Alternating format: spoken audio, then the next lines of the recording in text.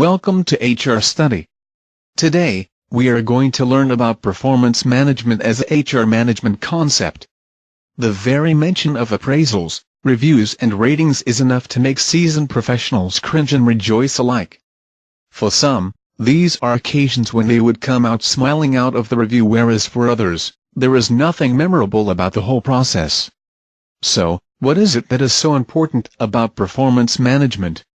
For starters, performance management is the process of reviewing an employee's performance during the preceding year, or cycle, and deciding where he or she stands as far as their peers in the same band are concerned. The process of reviewing results, arriving at a rating and then deciding upon the bonus, or salary hike is what performance management is all about.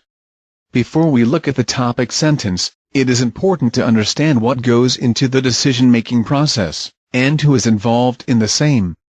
Typically, the process of performance management starts a month or two before the appraisal cycle ends.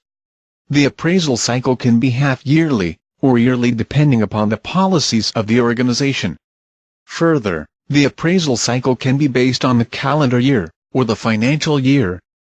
Example, it can run from April to March of the following year, or January to December of the same year. In the same vein, it can be half-yearly as well. There are different rounds to the appraisal process. 1. In the first round, the people who participate in an employee's appraisal are the employee and his or her manager. In this round, the manager gives a frank assessment of the employee's performance, after giving a chance to the employee to self-assess. 2. The second round consists of the manager and the manager's manager. This round is mostly about deciding the band on which the employee falls, post the rating and in comparison with his or her peers. This process of rationalizing the employee's performance with others is called normalization. In some organizations, this takes place in the third round where the HR manager is involved as well. In any case, the ratings cannot be decided without the HR manager's assent to the same. Once these rounds are over, the bonus level or the salary hike are decided. What we have described in the above paragraphs is the way the system ought to work.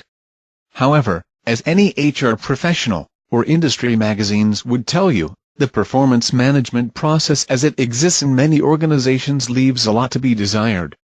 In fact, surveys and studies have found that the majority of employees who quit organizations do so because of differences over their ratings.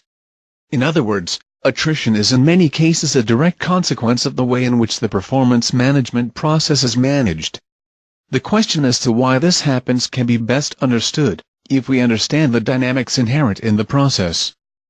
For instance, despite exhortations from HR professionals and experts about letting personal biases and prejudices affect the process, in many cases, if the manager and the employee do not see eye to eye on many issues, the appraisal and the ratings are the place where this difference of opinion comes out into the open. Further, the organizations are themselves to blame in some cases, as the process of normalization means a winner-takes-all approach, which leaves the moderate performers bracketed with the poor performers. The point here is not to belittle the competitive environment that is the reason for this. On the other contrary, what is needed is a more holistic approach towards performance management that takes into account the varying needs of employees and a broader appreciation of differing working styles and motivations.